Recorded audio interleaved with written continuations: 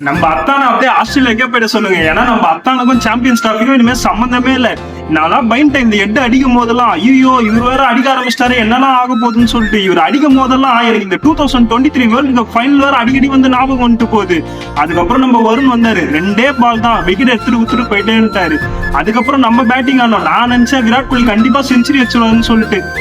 ஆனா கண்டிப்பா ஃபைனல் அடிப்பாருன்னு சொல்லிட்டு நம்பலாம். இந்த ஹர்திக் பாண்டியாவுக்கு ஆஸ்திரேலியா மேல என்னதான் காரணம்னு தெரியல. வந்தாரு 3 6 அடிச்சாரு, அவுட் ஆயிட்டாரு.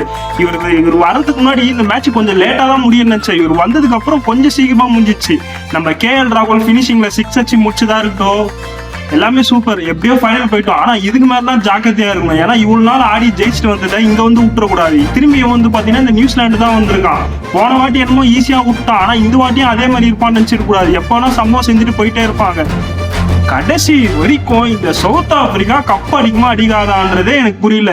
லீக் ஸ்டேஜ்லாம் அப்படி சூப்பரா ஆடுறானுங்க. ஏன் இந்த சாம்பியன்ஸ் டிராஃபி டீம் பில கூட டாப் ஆஃப் த டேபிள் இந்த சவுத் ஆப்பிரிக்கா தான். ஆனா நேத்து வந்து பாத்தீங்கன்னா நியூசிலாந்து கூட நாக் அவுட் மேட்ச்ல அப்படியே போயிட்டானுங்க. இந்த நாக் அவுட்னு வந்தா மட்டும் ஏன் இவங்க இப்படி ஆடுறானுன்னே புரியல. IPL எப்படி ஒரு RCBயோ இன்டர்நேஷனல் மேட்சுக்கு சவுத் ஆப்பிரிக்கா தான்டா.